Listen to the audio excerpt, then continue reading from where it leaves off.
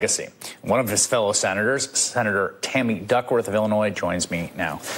Senator, tell me a little bit about your relationship, your feeling about John McCain. Obviously, you shared a bond in that you were both veterans. You had both been through quite an experience in your respective service.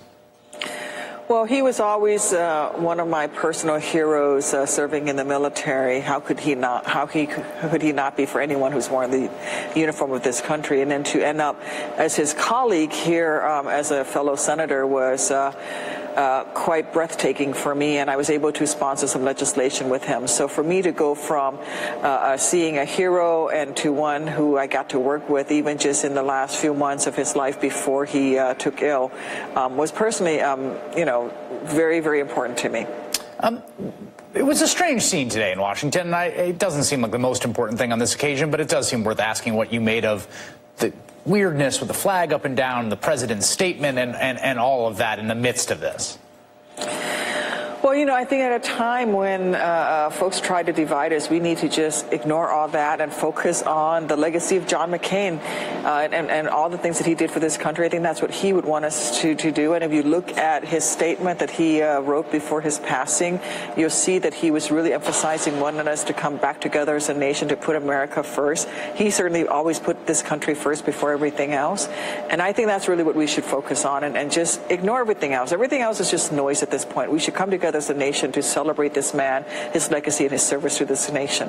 One of the things that he did that I think has not gotten as much attention as maybe it deserves is the work he did with John Kerry in 1994 around normalizing relationships with Vietnam, in which he obviously had a very specific and kind of unrivaled moral authority to basically say it is okay to normalize relations, to go to Vietnam. We are going to be at peace with this country, this regime that imprisoned me. And I wonder your reflection on that, because he's thought of as a hawk, and he was the advocate of a lot of U.S. military intervention, but he did use his unique voice in that specific way with respect to Vietnam.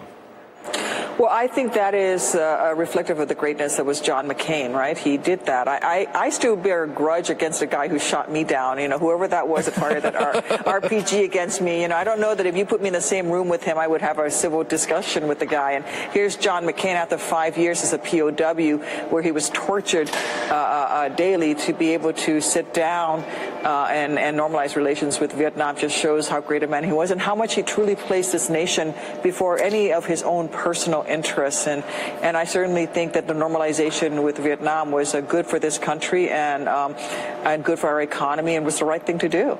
He obviously was a very prominent supporter of the war in Iraq. That was the war in which you were shot down by an RPG. And at the end of his life, he said this, and I'd like to get your reaction to it. He said, "The principal reason for invading Iraq, that Saddam had WMD, was wrong.